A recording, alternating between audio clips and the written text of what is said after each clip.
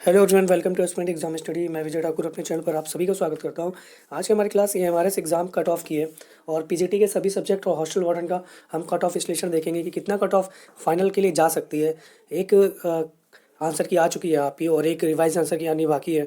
जो भी question challenge हुए उसका लास्ट डे है, तो एक साथ एक लोग कई क्वेश्चंस रिव्यू नहीं कर पाओगे, ना चैलेंज कर पाओगे। तो ग्रुप्स में अगर आपको लगता है कोई क्वेश्चन गलत है तो आपस में बात करके ग्रुप्स में आप करोगे तो थोड़े पैसे भी डिवाइड हो जाएंगे और क्वेश्चन आपत्ति भी हो जाएगी आपकी। और ज़्यादा क्वेश्चनों पे आपत्ति नहीं होगी। आप ये मान के चलिए कि आप अगर 10-12 क्वेश्चन भी आपत्ति के लिए देते हो, हर पूरे इंडिया से भी जाता है, तो मुश्किल से 2 या 3 ही क्वेश्चन वो रिव्यू के लिए लेंगे, बाकी सब वो हटा देंगे। तो ये दो, एक या दो, मुश्किल से 2 नंबर मान के चलिए कि 2 नंबर में आप बढ़ सकते हैं मार्क्स आपके, जब रिवाइज आंसर किया आएगा। तो जो भी रहेगा मैं अपडेट करता रहूँगा आपको। चैनल पे अगर न्यू तो प्लीज़ सब्सक्राइब कर लीजिएगा। चलिए देखते हैं कि पीजीटी के ऑल सब्जेक्ट का कट ऑफ कितना जा सकता है। और 20 नंबर का आपका लैंग्वेज पेपर था, तो उसमें पास होना आपका ज़रूरी है। इसमें 40% वाला नियम लगता है कि 10 में से आपके भाषा में 4 नंबर होने ही चाहिए 40% के अकॉर्डिंग, और नहीं होंगे तो आपकी कॉपी आगे चेक नहीं होगी। और सबसे बड़ा दुर्भाग्य यही है, और इसी वजह से इसमें मेरिट भी कम जा सकती है। बहुत ज़्यादा आपको देखने को नहीं मिलेगा किसी भी सब्जेक्ट में। और जो भी पहले 110 115 कह रहे थे हमारे आएंगे, वो अब गिर के जब आंसर की आई है तो वो आके 90 के नीचे चले गए हैं। तो मुश्किल से आपको जो भी देखने को मिलेगा कट ऑफ, वो मैं एक आंकड़े बता देता हूँ। मुश्किल से आपको 65 के ऊपर, 70 के ऊपर और 90 के नीचे ही आपको देखने को मिलेगा। चलिए देखते हैं कि कट ऑफ क्या जा सकती है पर सब्जेक्ट। सबसे पहले इसमें देख लीजिए, फिर से समझ लीजिए। 130 नंबर का पेपर है और 20 नंबर मिला लेंगे तो 150 नंबर का हो जाता है आपका। 20 नंबर में 10-10 नंबर आपके इंग्लिश हिंदी डिवाइड है, लैंग्वेज जो रहता है आपका, और उसमें 4 नंबर 10 में से लाना अनिवार्य है। नेगेटिव मार्किंग है। अगर नहीं ला पाए नंबर तो आपकी कॉपी चेक नहीं होगी। जिनको भी कन्फ्यूज़न है वो समझ ले, टीजीटी पीजीटी में 40% लगा है। चलिए कट ऑफ देखते हैं। सबसे पहले एग्जाम समझ लीजिए। पीजीटी की जो कुल पोस्टें थी सभी सब्जेक्ट मिला लें तो 2266 थी, 2266। और इसमें जो एग्ज़ाम में लोग अपेयर हुए हैं, जो उपस्थिति दर्ज की गई है, वो लगभग 2.5 लाख के समथिंग है। और ये सारी चीज़ें काट पीट के बाद बता रहा हूँ, 2.5 लाख। वैसे तो फॉर्म बहुत भरे गए थे इसमें। इंग्लिश की बात करें हम सीट, तो 246 सीट है। ये सिर्फ एक अनुमानित कट ऑफ है। आपका बिल्कुल परफेक्ट नहीं है कि इतने ही जाएगा। इसके कम और इससे ज़्यादा, कुछ मार्क्स ज़्यादा भी जा सकते हैं। 2-2 3-3 मार्क्स आगे पीछे कर सकते हो आप इसे। और किसी के लिए पर्सनली नहीं है, एक कॉमन कट ऑफ बता रहा हूँ जो सभी लोगों के लिए है। या किसी कम हो किसी के ज़्यादा हो तो अपने ऊपर ये कट ऑफ पर्सनली मत लेना आप। चलिए बताता हूँ कट ऑफ क्या है। इंग्लिश की 246 सीटें थी, उसके सापेक्ष हम देखें तो जनरल की कट ऑफ 87 जा सकती है आपकी। जनरल कट ऑफ 87, ओबीसी की आपको 84 के आसपास देखने को मिलेगी इसी कट ऑफ, इंग्लिश की बता रहा हूँ। और ईडब्ल्यूएस की 83। एससी अगर आप 76 हैं तो आप सेफ हो, और एसटी में 70 प्लस पे आप सेफ हो। फीमेल की अगर अलग से कट ऑफ नहीं बनती है, इसमें कैटेगरी वाइज नहीं आती है, तो एक अलग अगर देंगे फीमेल लिख के कट ऑफ, तो आपका अगर 82 है फीमेल्स के तो वो सेफ है। ये नंबर में इस सिर्फ एक आंकड़े हैं, इसके आसपास अगर आप हो तो सेफ हो। एक नंबर कम भी है तो भी आप सेफ माने जाओगे, और ज़्यादा तो अच्छी बात है। फिलहाल ये एक नंबर है जिसके करीब आप हो तो सेफ हो। उसके बाद हिंदी की बात करें हम, हिंदी 200 सीट थी और जनरल 88 जा सकती है ऐसी कट ऑफ। उसके बाद बात करें ईडब्ल्यूएस की 83, 84 ओबीसी की, एससी की 78, एसटी की 70 और फीमेल्स की वही 80 के आसपास जा सकती है। ये मार्क्स, अब अगर आपके इतने मार्क्स हैं तो आप सेफ समझिए अभी अपने आप को। मैथ्स ही देखते हैं, 244 सीटें थी मैथ में। और जनरल की, क्योंकि मैथ का पेपर भी टफ होता आता है, तो जनरल की 80। और इसका प्रभाव सबसे ज़्यादा वही पड़ेगा जो 10% वाला, 40% वाला खेला है, जो 4 नंबर लाने का, वो सबसे ज़्यादा भारी पड़ रहा है इन एग्ज़ामों में। और यही कट ऑफ आपका कम करेगा क्योंकि काफ़ी बच्चे फेल होंगे इस चक्कर में। उसके बाद ईडब्ल्यूएस हमारा 75 जाएगा, ओबीसी 76 के आसपास आपका देखने को मिल सकता है, एससी 68, 62, एसटी और फीमेल की अगर 72 के आसपास बन रहे हैं तो अपने आप को सेफ समझ सकते हैं। उसके बाद केमिस्ट्री की बात करें हम तो 169 पोस्ट थी इसकी, जनरल 84 के आसपास जा सकती है, ईडब्ल्यूएस 78 और ओबीसी 79 तक देखने को मिलेगी आपको।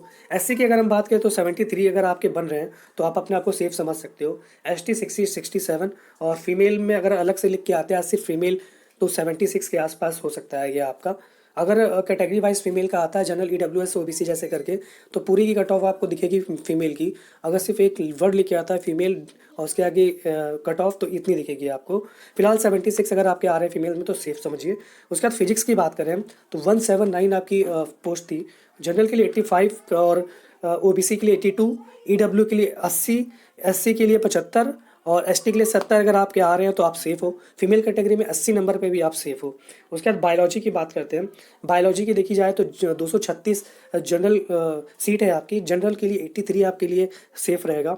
ओबीसी के लिए 78 सेफ रहेगा। ईडब्ल्यूएस के लिए 77, एससी के लिए 72 और एसटी के लिए 65 सेफ रहेगा। फीमेल में अगर 75 प्लस आ रहे हैं तो आप सेफ हो। उसके बाद हिस्ट्री की बात करें हम, तो हिस्ट्री की बात करें तो हिस्ट्री जनरल में आप 82 से 86 अगर नंबर आ रहे हैं तो आप सेफ जोन में हो। ईडब्ल्यूएस में 78 से 80 अगर आपके आ रहे हैं तो आप सेफ जोन में हो। ओबीसी में 79 से 80 आ रहे हैं, 82 के बीच में आपके हैं तो सेफ जोन में हो। फीमेल अगर 78 प्लस आपके हैं तो सेफ जोन में हो आप। एससी 73 से 77 के बीच में मार्क्स हैं आपके तो सेफ जोन में आते हो। एसटी में बात की जाए तो 68 से 73 एक सेफ जोन रहेगा। उसके बाद चलिए मैं ज्योग्राफी बताता हूँ। 154 सीटें हैं इसमें और जनरल के लिए 84 से 94 के बीच में अगर आपके लिए मार्क्स आ रहे हैं तो सेफ हो आप। ओबीसी के लिए 84 से 88 सेफ रहेगा। ईडब्ल्यूएस के लिए अगर हम बात करें ज्योग्राफी के लिए तो ईडब्ल्यूएस की कैटेगरी में 82 से 84 सेफ रहेगा। एससी में 78 से 82 सेफ रहेगा और एससी में 72 से 76 सेफ रहेगा। ये एक अनुमानित कट ऑफ है जो कि काफ़ी कोचिंगों के जो रिव्यू दिए गए थे और गूगल डाटा फॉर्म्स, ये सब चार चीज़ों का जो मैंने विश्लेषण किया है वो लेके आया हूँ मैं। और लोगों के जो 115 110 आ रहे थे वो अब गायब हो चुके हैं जैसे ही आंसर की आई है इसकी। उसके बाद वो अब लापता हैं, अब सीधे 90 के नीचे आके गिरे हैं वो। और कई लोगों के तो 90 से भी नीचे 80 81 पे आके रुके हैं। तो काफ़ी उतार चढ़ाव देखने को मिला है आंसर की में। ज़्यादातर लोग घटे ही हैं और बढ़ने में तो कहीं मुझे दिखा नहीं है कि किसी ने सोचा हो कि मेरे 95 आ रहे हैं और आंसर की से उसके 100 प्लस हो गए हों। सबके घटे ही हैं। और इस पे क्वेश्चन चैलेंज प्लीज़ ग्रुप में करिएगा। एक करोगे तो बहुत महंगा पड़ेगा, आपको भी पता है कि इसके प्राइस 1000 रुपये पर है और आज लास्ट डेट है।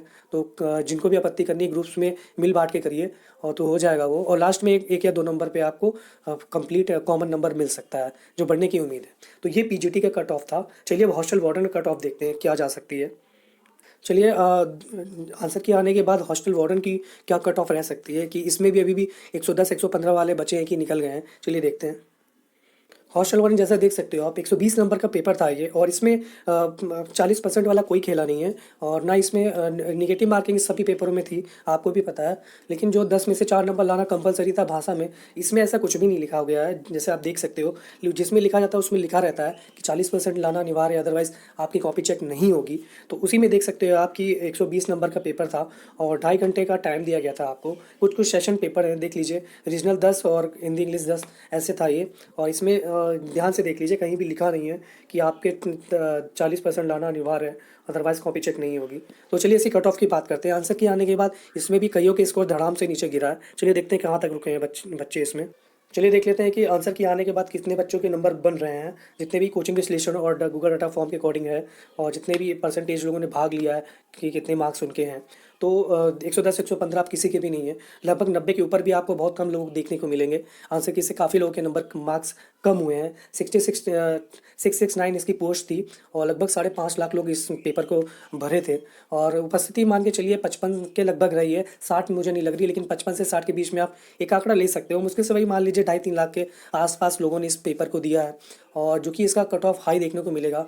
और क्योंकि 40% वाली चीज़ें इसमें नहीं है तो आपको इसका पेपर हाई देखने को ही मिलेगा। इसी के अराउंड जो मैंने आपको कट ऑफ बताई है इसी के आसपास आपको ऊपर नीचे 2-3 नंबर देखने को मिल सकता है। ये कोई पर्सनली मत लीजिएगा अपने ऊपर जो भी कट ऑफ है कि नहीं मेरे इतने तो इतने आपने कैसे बता दिए। ये कॉमन देख के बताया है मैंने कि किसी के हाई है किसी के कम है, तो इतनी इसके आसपास आप अगर आप हो तो आप अपने आप को सेफ समझ सकते हो, सेफ जोन में।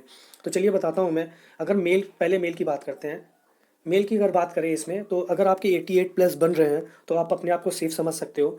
ईडब्ल्यूएस में 85 आपके लिए सेफ स्कोर रहेगा। उसके बाद अगर हम ई ओबीसी की बात करें तो ओबीसी में आपका 86 सेफ रहेगा।